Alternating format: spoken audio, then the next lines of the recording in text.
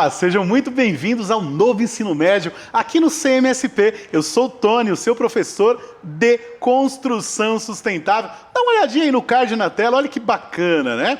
Esse componente ele faz parte da unidade curricular 1, Projeto Casa Sustentável, que por sua vez faz parte do aprofundamento Ciência em Ação. E nós estamos aí na segunda parte do desenvolvimento da atividade 1. Olha o nome da nossa aula, Minha Casa, Tua Casa, né? Afinal de contas, quando nós construímos a nossa casa, nós temos que pensar também no meio ambiente. Quando nós pensamos em meio ambiente, nós pensamos em todas as pessoas que estão na nossa comunidade, porque eles também estão nesse meio ambiente. E falando em pessoas próximas e especiais, eu estou aqui com ele, um grande professor, professor Alexandre Wada. Seja muito bem-vindo a essa aula. Muito obrigado, professor Tony. Sejam bem-vindos, alunos da segunda série de ensino médio. Eu sou o professor Alexandre, eu sou um professor que está chegando por agora aqui, compondo o quadro dos professores da CMSP, e vamos embora para a fantástica aula que o professor Tony fez para nós. É isso daí, ó. Lembrando, né, que quem vai assumir agora essas aulas aqui vai ser o professor Alexandre Wada, mas a gente sempre vai estar aqui juntinho aqui, porque nós fazemos parte do componente de matemática também, né? Então sempre estaremos juntos aqui falando com vocês a respeito de construção sustentável e lembrando que eu tenho um outro componente chamado aí Conexão Empreendedora. Tá certo? Bom, vamos retomar algumas coisas, Alexandre, que a gente já falou a respeito de sustentabilidade, né? Então o que acontece? No mapa, eu tenho certeza que você já viu, eles estão escrevendo um quadro, né? Ah, tá? Isso é bom. Muito bom. Então, como eu não tenho uma sala de aula aqui para apresentar um quadro, então a gente conversou com outros professores a respeito de sustentabilidade, né? Conversei com a professora Janaína, com a professora Mara Valéria, de Educação Física também, e a gente foi construindo algumas ideias, né, a respeito de sustentabilidade. Ah, mas esse registro é muito importante, Sim. porque se você... eu penso no momento, só que esqueço mais para frente. E aí, a gente pode, com esse registro, a gente pode estar sempre melhorando, sempre pensando como melhorar, ou deu errado, opa, vamos lá. Exatamente, corrige tudo, né? É por isso que eles têm o que nós chamamos de diário de bordo. Então, tudo que a gente vai falando aqui, a gente vai construindo, vai escrevendo, e como você falou, né? Pode ser que daqui a 2 meses eu leia o diário de bordo e eu tenha mudado alguns conceitos aí, você vai lá e corrige, não tem problema nenhum. Porque a educação, na verdade, é uma coisa que está em andamento, em percurso, né? Então, nem sempre a gente tem as definições finais das coisas. O importante é perceber essa evolução. Beleza? Vamos lá? Então, olha só o que a gente já viu em relação a... Peraí que meu trackball não está passando, eu pedi para a produção passar o próximo slide para mim e colocar já na tela, né? Pode passar mais uma. Olha lá. Então, ó, lembrando, né? A construção sustentável, ela provém do conceito de sustentabilidade que envolve os 3 aspectos, né? Pode passar mais um. Primeiro aspecto é o ambiente, que diz respeito à conservação do ecossistema e dos recursos naturais. O próximo é a economia. É uma obtenção de resposta à poupança a curto e a longo prazo dos gastos mensais na utilização de um edifício. E essa parte, Alexandre, ela é bem interessante, né? Porque ela não diz respeito somente ao dinheiro que vai ser empregado para levantar o edifício, né? A gente tem que pensar também em como sustentar esse edifício. Então, minha mãe sempre dizia para mim, construir ou comprar é fácil, o difícil é manter. Exatamente, tem que sempre prestar atenção nessa ideia aí também, né? Porque olha só, uma coisa que a gente estava até questionando com os outros professores aqui, né? Não adianta você construir uma casa com 20 cômodos se você vai morar sozinho na casa. Primeiro, você vai agredir o meio ambiente. E segundo, você vai ter um monte de bico de luz ali, né? Como o meu pai falava, aceso, né? E você não é sócio da Enel, né? Então, é bom que você sempre pense nessa questão também. Tá certo? Vamos lá. O que mais que a gente tem aí? Próximo. A cultural. Abordagem dos valores sociais, culturais de justiça na distribuição de custos e benefícios. O que você entende por isso, Alexandre? É assim, eu vou puxar o exemplo que você falou da casa de 21 para morar, 21 cômodos para morar uma pessoa. Digamos que é meio que um egoísmo da parte dessa pessoa, porque também está ocupando um terreno que poderia ser dividido para outras famílias também. Exatamente, isso é sustentabilidade. Né? Isso é muito legal. E eu vi alguns vídeos, não sei se você já viu isso, as pessoas que constroem aquelas casas minimalistas, né? Bem pequenininha, ela só tem um quarto. E aí de lá ele puxa a cama, já tem um fogão, já tem escritório.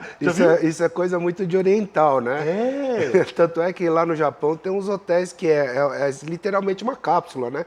Você só vai para deitar, dormir, tem Wi-Fi. Você já foi para lá? Não Ainda foi. não? Eu tô perguntando só porque ele é japonês, eu acho que ele foi pro Japão, né? Mas é legal isso que você tá falando mesmo, né? Porque eu já vi, inclusive, na Alemanha também tem alguns casos assim, que parecem casulos, assim, né? Os quartinhos vão circulando ali, de uma plataforma, né? E são quartos bem pequenos também, né? Bem minimalistas. E a gente começa a perceber que para viver a gente não precisa de muito. É que lá no Japão tem um problema de espaço. Graças a Deus no Brasil tem bastante espaço. Sim, sim. Só que tem que ser responsável e saber como aproveitar. Uma hora o espaço acaba, né? Exatamente. Vamos passar o próximo slide? Vamos lá. O que a gente tem aí? Então, ó, em outras palavras, uma construção, quando sustentável, deve ser projetada com o intuito de minimizar os impactos causados ao meio ambiente.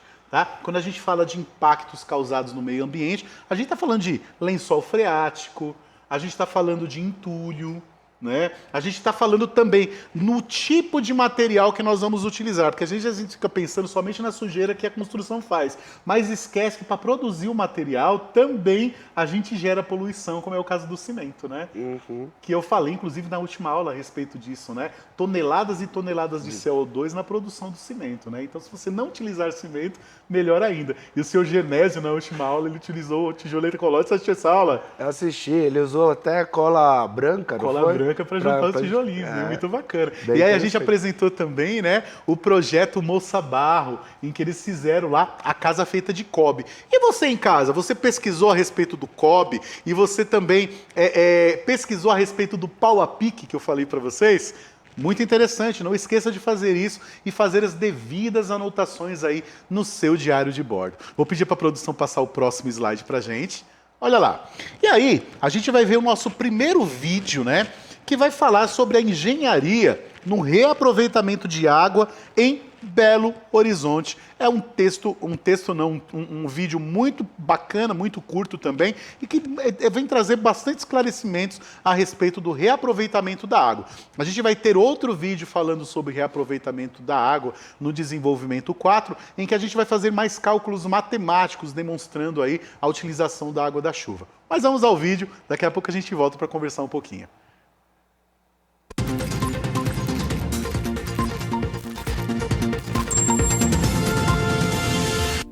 Quem vê os funcionários desta escola da Zona Sul de Belo Horizonte aguando as plantas e lavando o pátio com a mangueira em tempos de crise, nem imagina de onde ela vem.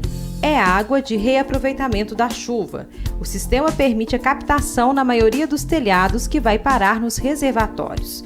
Esse reservatório, a água passa por um filtro antes de chegar nele.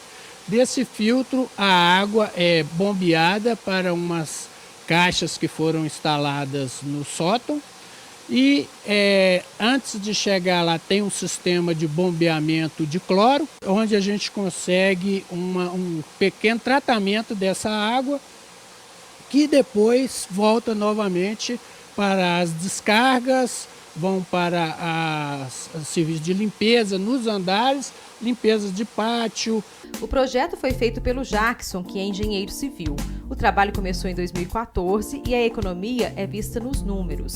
Para se ter uma ideia, em setembro do ano passado, a última conta antes da implantação do sistema mostrava um gasto de 623 mil litros mês de água vindos da Copasa. Agora, com o reservatório em funcionamento, o consumo com a concessionária caiu para 127 mil litros mês. E com a chuva dos últimos dias, o que está armazenado já dá para abastecer a escola por 4 meses. Quando o sistema é pensado desde o início, é bem mais fácil e ele fica bem mais completo.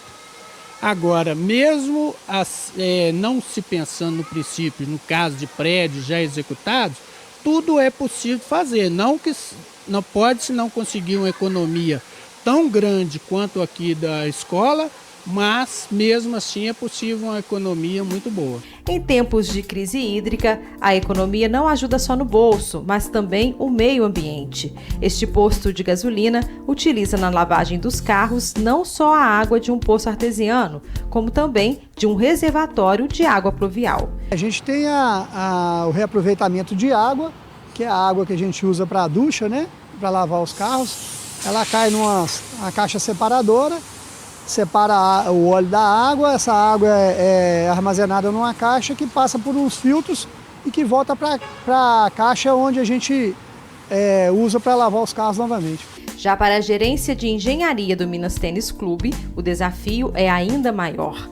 Imagina quanto é gasto para manter 8 piscinas e irrigar 22 quadras de tênis. Foram implantações muito importantes, como o reuso da água do sistema de retrolavagem, que ajudaram na economia. A água vai para reservatórios construídos com capacidade de 400 mil litros. São 3 estações de tratamento. Ela vem da retrolavagem que eu faço dos filtros das minhas piscinas. Seria uma água que eu deveria descartar. Então, em vez de descartar, eu estou armazenando e utilizando na irrigação de jardins e na hidratação das quadras de tênis. O clube também trabalha com uma campanha de educação ambiental e uso racional da água para os 73 mil associados, tanto do uso dentro do clube como também nas residências. E Lídio explica que em qualquer local é possível fazer algo para economizar os recursos naturais. As alternativas, elas têm que ser muito bem avaliadas. No caso do clube, a premissa nossa é não tirar a satisfação do associado, mas também nós não vamos permitir o desperdício. Esse é o nosso objetivo, tá certo? Agora, em todos os locais, né? A primeira coisa que tem que ter é a conscientização que realmente, se não usar racionalmente os insumos, tanto água e, consequentemente, energia, né? Ele pode faltar.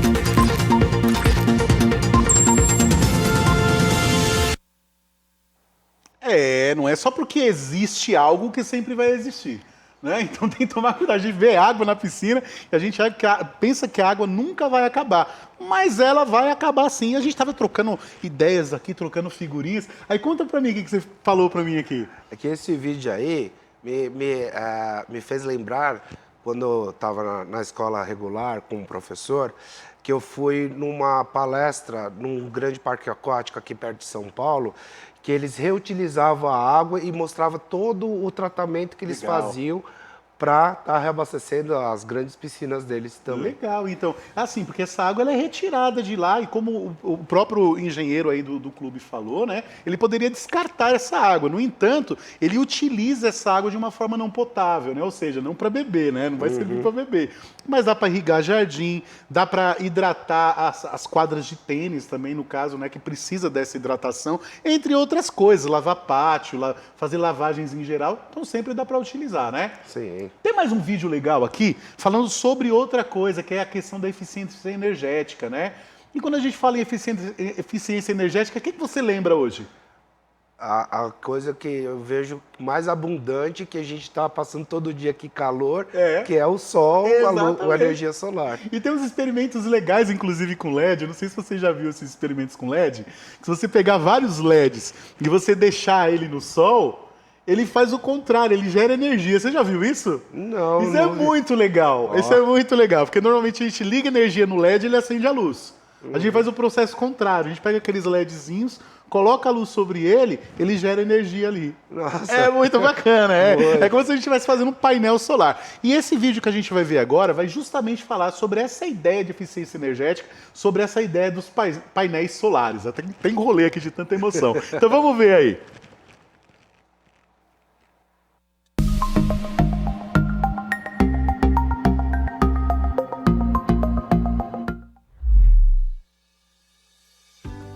Energia solar é a energia gerada a partir da luz do sol.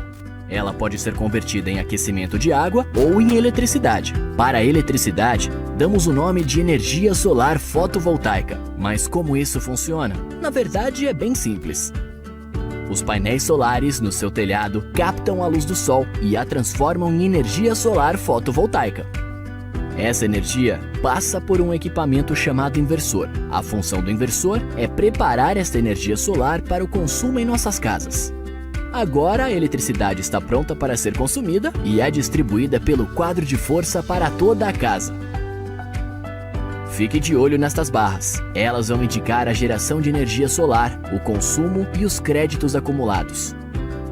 Como estamos de dia, o seu gerador solar produz muito mais energia do que a casa está consumindo. Então, o excesso de energia produzido pelos painéis solares será enviado para a rede elétrica pública. Conforme o excesso de energia solar é enviado para a rede pública, o seu relógio de luz faz a medição e você acumula créditos de energia. Esses créditos serão utilizados mais tarde, quando não houver sol. Caso no final do mês você tenha créditos acumulados, eles serão válidos para usar nos próximos meses também.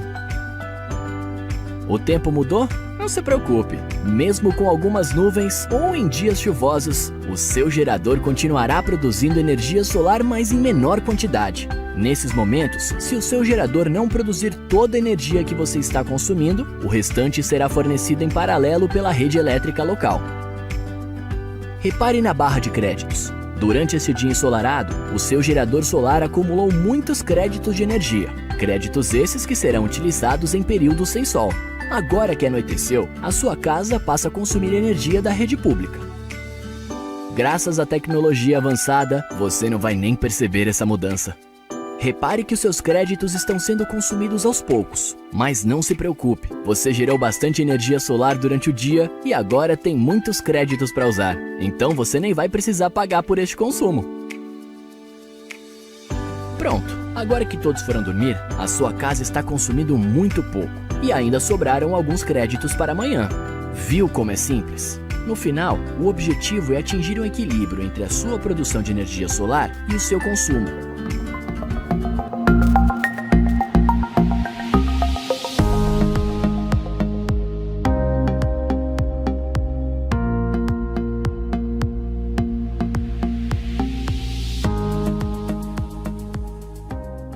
Olha que bacana. O que você achou, Alexandre, disso? Muito interessante, muito interessante. Economia e ainda preserva o meio ambiente. Preserva. É uma coisa que eu achei legal, tô até comentando, eu tava pensando alto aqui, né? Você percebeu que a casa acabou fornecendo para a empresa energia, né? Sim. Aí eu fiquei pensando, já pensou se a empresa não paga isso? Aí você corta a conta deles também, deixa eles sem luz, né? Já ia ser muito legal, né? Mas, assim, brincadeiras à parte, é legal porque você percebe que esses painéis solares, eles não vão servir somente para gerar energia para você. Né? Você vai poder gerar energia também para a comunidade. Isso é muito legal, né, meu? Sim. É muito louco, né? Muito bom mesmo. Gente, ó, vamos lá. Dá uma olhadinha na tela aí, ó. O que está sendo falado aí, ó. Você sabe o que é nível de sustentabilidade? Gente, vamos lá. Passando o próximo slide, eu fiz aí uma síntese para vocês do que é o nível de sustentabilidade. Quando se consegue resolver de forma integrada questões sobre crescimento econômico, qualidade da vida e respeito ao meio ambiente, levando em consideração, em conta, custos e gastos de materiais a serem utilizados. Os indicadores de sustentabilidade baseiam-se em aspectos como uso do solo, uso da energia, uso de recursos hídricos, emissões atmosféricas, lançamento de efluentes e uso de matéria-prima. Então, quando a gente fala de nível de sustentabilidade, o que nós estamos fazendo, na verdade, é um estudo assim, bem arrojado, um planejamento bem arrojado a respeito daquilo que vai ser utilizado, do material utilizado, da mão de obra envolvida na construção dos prédios também. É uma coisa que é legal, não sei se você já ouviu falar, em equipe multidisciplinar. Você já ouviu falar nisso? Equipe multidisciplinar, não, mas eu posso imaginar que seja uma equipe composta por várias pessoas com habilidades diferentes. Com várias habilidades. Então, uma mesma pessoa pode ser um encanador, pode ser o cara que vai ser o eletricista também. Então, se você tem uma empresa, né? A gente estava até conversando ontem sobre isso, né? Se você tem uma empresa administrando isso, você acaba diminuindo a questão do tempo da construção também. E como você tem menos funcionários envolvidos ali, você tem a questão dos tributos, né, relacionados a contratos trabalhistas ali reduzidos também. Isso é uma coisa bem interessante, porque aí a gente entra na questão econômica, né, da construção, que precisa ser levada em consideração. E aí, tem alguns pontos interessantes aí que fala sobre os recursos hídricos, que a gente já comentou no vídeo de hoje, o uso da energia também falamos, e aí a questão do uso do solo também, né, Alexandre? Uma coisa interessante falar sobre o uso do solo, que a gente já comentou, inclusive, no começo aqui da nossa aula, sobre os apartamentos pequenininhos no Japão, né, lá na Alemanha também, uma coisa muito legal. O uso de matéria-prima, nós já falamos também sobre o tijolo ecológico, sobre o cobre. E essas emissões atmosféricas também comentamos quando nós falamos da produção do cimento. Ah, que legal. E não é só a produção do cimento, né? A gente viu que o seu Genésio, né, na última aula, ele fez o telhado que era feito aí com material feito de caixas de leite também, né? Isso é muito... A gente vai tirando aí esses resíduos do meio ambiente, que é uma coisa muito legal, muito bacana também. Tem a questão aí de lançamento de efluentes, a gente tem que tomar muito cuidado com essa questão também, porque a gente tem que pensar na questão de esgoto também, né? Aonde nós vamos lançar esse esgoto, essas ligações aí com o sistema, com a rede, né, de abastecimento de água e tratamento de esgoto, tem que ser feito conforme as normas do município, né? Ah, sim, porque senão a gente contamina o solo, morre tudo e aí não acabou, né? E Exatamente. no momento pode ser até bom pra gente, mas pro futuro... Exato. Exatamente. Quando a gente pensa em meio ambiente, a gente não tem que pensar somente no agora, mas pensar nas pessoas que estarão aqui quando nós não estivermos mais. Isso é importante falar. Tá certo? Pode passar o próximo. Vamos lá. Agora a gente vai falar de uma coisa interessante, que é a questão do descarte regular de resíduos.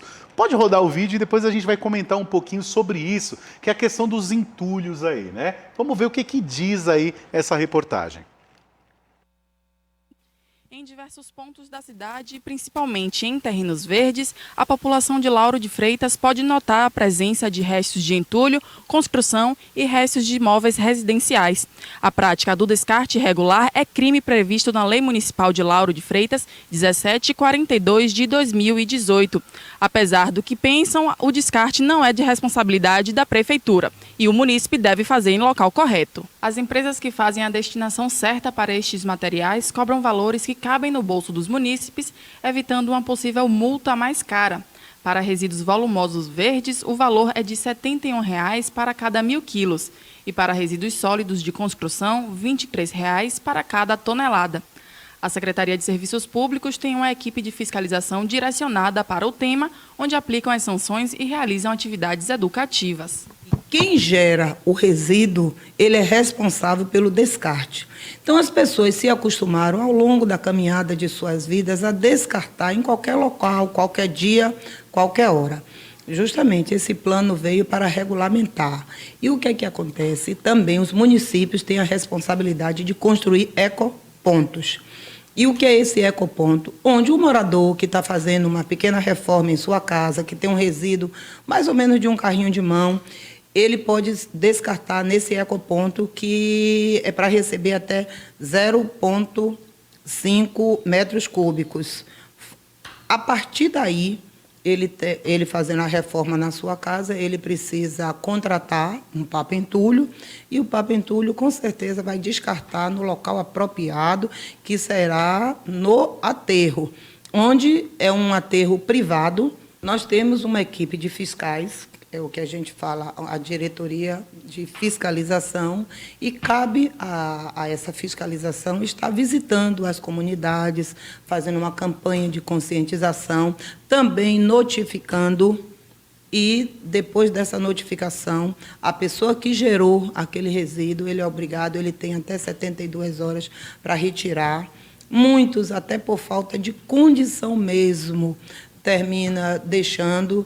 E quando está no passeio público, passa a ser uma responsabilidade nossa, parece contraditório. Não é uma obrigação nossa, mas quando alguém descarta, que a gente não sabe identificar quem foi o gerador daquele entulho, está em passeio público, a prefeitura não vai deixar. Então, ela termina recolhendo, fazendo uma parte que não é de competência da gente. Ajude a manter a cidade limpa, evitando o descarte de resíduos sólidos em terrenos baldios, passeios e calçadas públicas. Você pode registrar uma denúncia através do AlôCESP, que atende no número 3378-8500. Se deseja reportar uma situação irregular de seu bairro, nossa equipe atende pelo número de WhatsApp 99230 1642.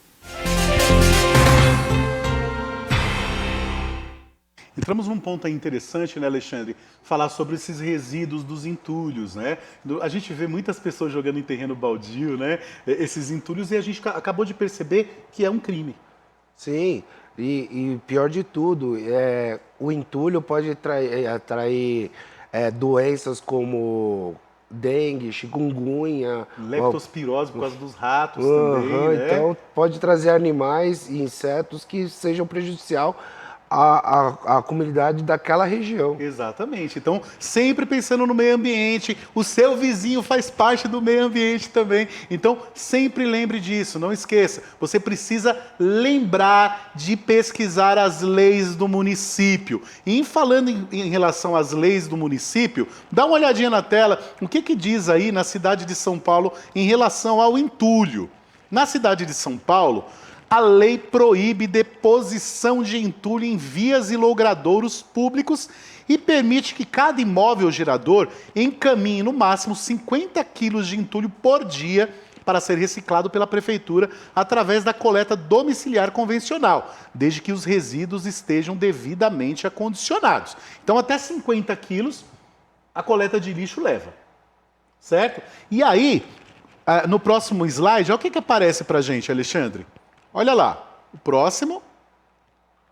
Vale ressaltar que o descarte irregular de entulho em vias públicas é passível de multa no valor de até R$ 16.693,28. É muito dinheiro. É muito, eu acho que é mais barato pagar uma caçamba, né? Exatamente, o serviço de caçamba não é caro não, né? E aí, gente, ó, anota no seu diário de bordo isso aí, ó. Conforme estabelece a Lei de Limpeza Urbana número 13.478/02, além de ser considerado crime ambiental. Perceba que aí no slide anterior e nesse slide, nós temos aí reticências, né? Tá? Porque não está na íntegra, tá certo? Então o que vocês vão fazer? Vocês vão anotar aí, pesquisar essa lei, ler essa lei. Se você não é do município de São Paulo, pesquise o que diz a lei do seu município a respeito do descarte de entulho, tá? Alexandre, veja, a gente falou sobre muitas coisas, a gente falou sobre água, falou sobre energia elétrica, a gente falou sobre o entulho também aqui. Por quê? Porque a gente está tentando municiar eles a criar um protótipo para a construção sustentável. E não necessariamente esse protótipo precisa ser um material, um produto, pode ser um serviço também. Já pensou se eles conseguem criar uma solução para a questão de resíduos? Nossa, seria fantástico. Né? Formação de equipes multidisciplinares também. Então, pense nisso, pessoal. Essa ideia, esse projeto bem escrito, bem elaborado, você pode levar isso para a vida e, quem sabe, você até criar aí uma empresa aí para quando você sair da escola já ganhar um bom dinheiro a respeito disso também, né? Sim. Sustentabilidade, gente, também gera dinheiro, também é uma forma de vida, tá certo? Vou pedir para passar o próximo slide para ver o que nós temos. Então, vamos lá. Qual é a proposta para essa aula? O finalzinho dessa aula agora, Alexandre. Vou pedir para eles pesquisarem mais sobre a questão nível de sustentabilidade. Então, a gente falou um pouquinho de cuidado sobre solo, sobre descarte de influentes, de resíduos, falamos sobre eficiência energética, abastecimento de água. Então, o desafio para essa aula é esse: pesquisar a respeito de nível de sustentabilidade, e não esqueçam também de fazer a pesquisa relacionada, né, ao descarte do entulho relacionado às obras, tá? Uma coisa que é interessante também, que eu já tinha falado para eles pesquisarem, era a respeito da permacultura também. É óbvio que não dá para trabalhar toda a ideia da permacultura aqui dentro da cidade. No entanto, existem alguns detalhes relacionados à permacultura que podem ser utilizados em obras comuns também. Tá? Eu não vou falar agora, porque senão eu vou dar spoiler da ideia, né? Você quer falar alguma coisa? Não, então, eu estava vendo o tema entulho, sim, aí me veio na cabeça que, assim, será que existe diferença da zona urbana para a zona rural? né? Será que, assim, como será que funciona? Porque a gente está acostumado na cidade, a gente não tem zona rural aqui, né? Mas, assim, o estado é muito grande. Exato. Então, assim, me veio na cabeça, como será que funciona na zona rural? Porque aqui na cidade te leva para o ecoponto, que graças a Deus a gente tem. Exato. E na zona rural, como é que eu faço? Boa pergunta. Então, olha só, o Alexandre já deixou uma provocação aí para você. Se você mora na zona rural, é importantíssimo que você pesquise as leis relacionadas à entulho. E a gente vai ficando por aqui. Alexandre, muitíssimo obrigado. Você enriqueceu muito a nossa aula. A aula brilhou porque ele brilha. Vocês também brilham. Espero vocês aí na próxima. Um cheiro para todos. Tchau, tchau. Tchau, gente.